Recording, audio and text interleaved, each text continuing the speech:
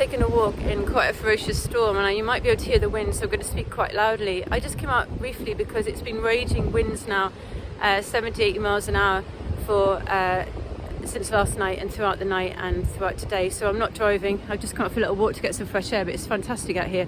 It's quite blurry, you probably can hear it.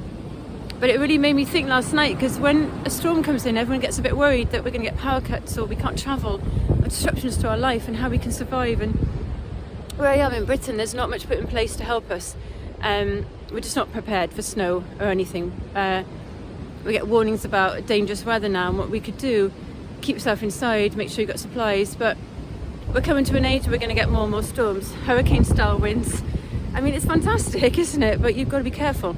I don't want to be hit by a fallen tree or branches. I found this come off a tree, it's absolutely beautiful. I'm going to take it home.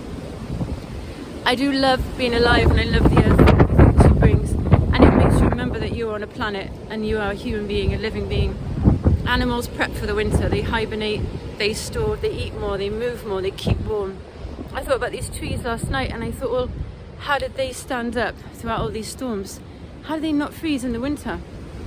They do a process called subcooling, which is really interesting, where they move water out of their cells and they basically create thicker viscosity of liquid, which is full of nutrients and sap. And we tap sap, maple sap. But they do that so they don't freeze, because if they freeze and they have ice in their cells, it can damage the cells. So it's quite amazing. So they adapt and they survive, and we can too. But I think coming into this age where we're going forward with more and more harsh weather, there's a way of thinking about how we can look to survive. There's a car there, it's the first one I've seen for a long time.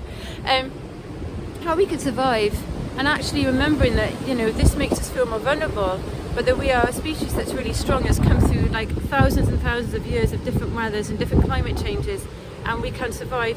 It's within here. So instead of fear and saying what we should be afraid of, and being afraid of the weather, is actually that this is an incredible experience being alive right now. We're an incredible part of the earth, and while you have to be careful, look after yourself and look after your family, the experience is amazing. So maybe we should stop living so much in fear, because we're living in an age of technology which is teaching us about not to connect to nature, not to connect to the elements, and how scary it all is out there. But I look at these trees, I think they pretty much weather a lot of it, right? That's an old oak tree there. He's absolutely beautiful. He's lost his leaves now. He's hunkering down for the winter. He's gone into dormancy. We slow down. I was thinking quite quickly. I don't know if you can hear me. I hope you can hear me anyway. But I just wanted to say, embrace winter, embrace the seasons. Be careful, but embrace it and love it. And don't be afraid. Life is beautiful. Life is miraculous, and life brings many, many different paths. So I will speak to you again soon, and take care. Bye.